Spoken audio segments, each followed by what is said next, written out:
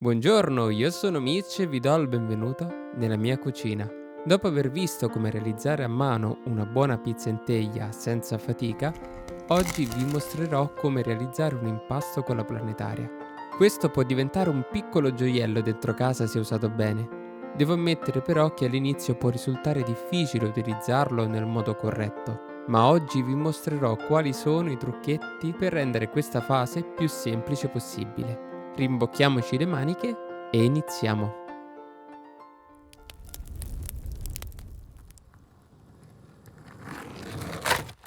Versiamo 350 g di farina forte. Io ho utilizzato la stessa dell'altro video, quindi con un W pari a 350.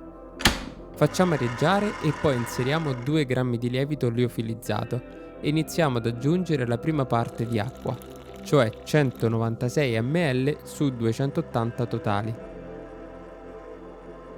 Il secondo trucchetto che vi do è di avere pazienza. Sembra scontato, però l'impasto ha bisogno del suo tempo, quindi inseriamo gli ingredienti nel momento giusto, come vi mostrerò nel video.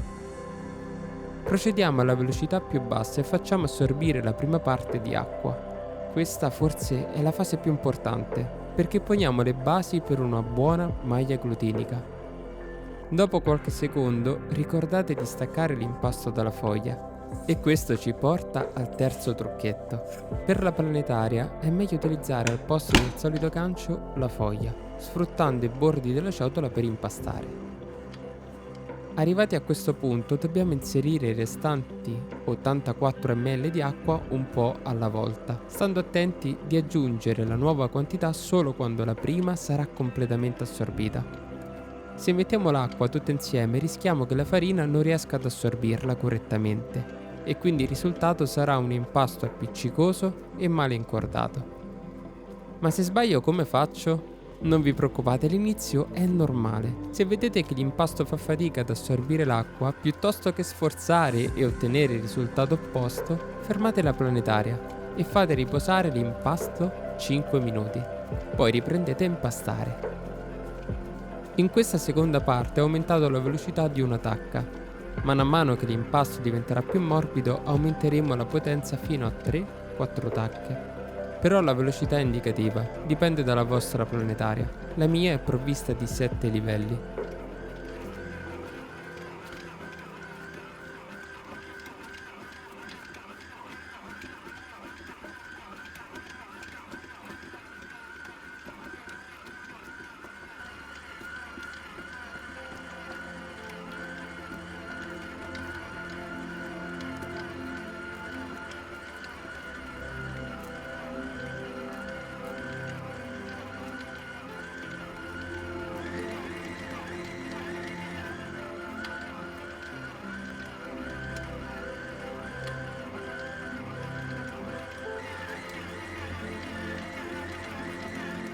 Quando l'acqua sarà quasi finita, allora inseriamo nell'ultima fase 7 g di sale e 7 ml di olio. Io li inserisco insieme perché l'olio aiuterà a lubrificare la ciotola e a diminuire l'attrito che scalda l'impasto. Aggiungo anche un goccio di acqua che aiuta a far assorbire il tutto più facilmente.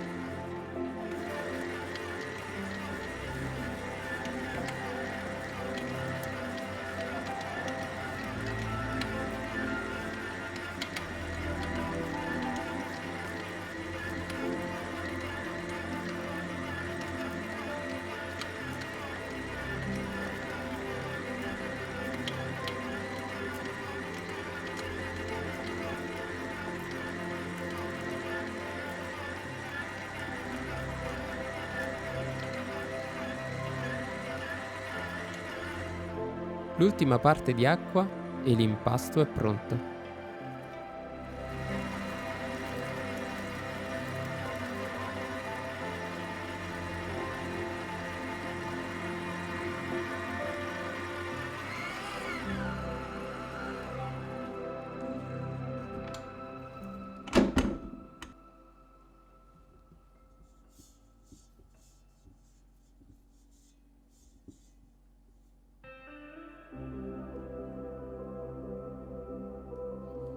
Con l'aiuto di un filo di acqua o di olio bagniamo la spianatoia e versiamo l'impasto. In questo caso l'impasto mi sembra già sufficientemente incordato, quindi sono passato subito ad una leggera laminazione. Altrimenti potete fare qualche giro di slap and fold o delle semplici pieghe.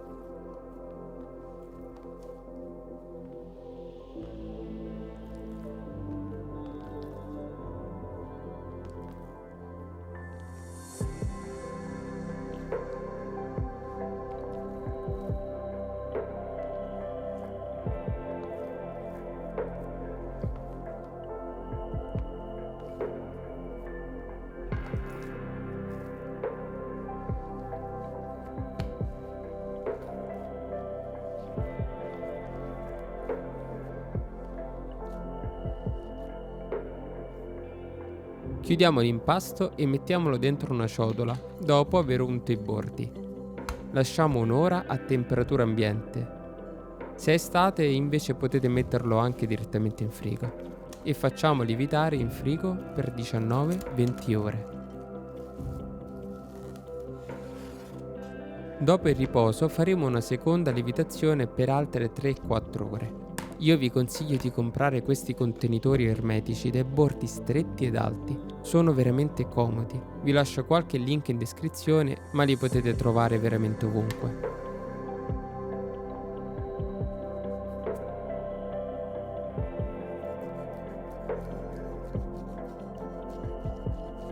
Adagiamo l'impasto su una spianatoia e con un velo di farina facciamo una piega a portafoglio chiudendo bene i bordi e dando già una forma quadrata.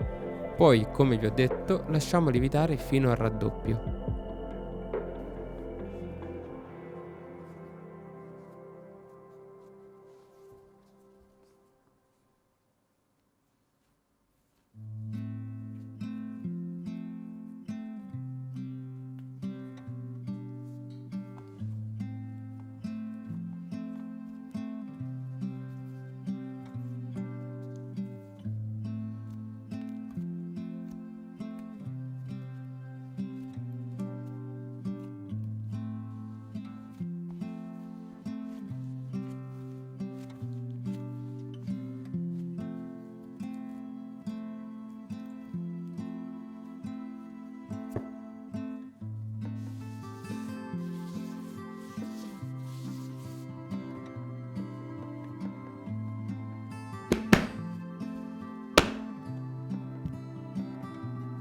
Una volta pronto, con delicatezza, posiamo il nostro panetto sul letto di semola rimacinata. Non vi preoccupate di sprecare la semola, basterà setacciarla e la potrete riutilizzare per la vostra prossima pizza. Spolverate la semola su tutti e due i lati, altrimenti l'impasto, essendo appiccicoso, si attaccherà alle mani. Con i polpastrelli spingiamo prima i bordi e poi al centro del panetto.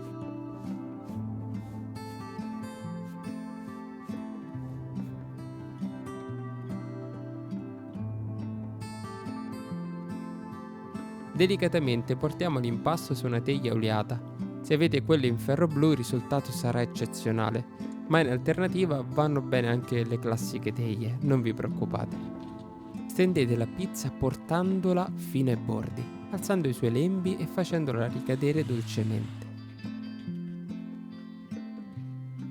Poi a forno statico precedentemente riscaldato alla massima potenza, mettete la teglia nella parte più bassa per 7-8 minuti. A questo punto, se la parte inferiore della pizza sarà dorata, toglietela dal forno e conditela. Nel mio caso ho utilizzato della zucca e dell'anduglia, ma il procedimento è uguale per ogni tipologia di condimento. Poi mettetela al centro del forno e continuate la cottura a forno ventilato per rendere la pizza più croccante, fino a quando i bordi non saranno dorati. Ultimata la cottura, togliete la pizza dal forno e lasciatela riposare su una griglia rialzata, così da conservare la sua croccantezza. Ed ecco come si presenta al taglio la mia pizza: zucca, anduglia, ricotta salata e polvere di liquirizia. Ma devo dire che anche quella bianca non era affatto male. E non ci resta che impiattare, mangiare e buon appetito.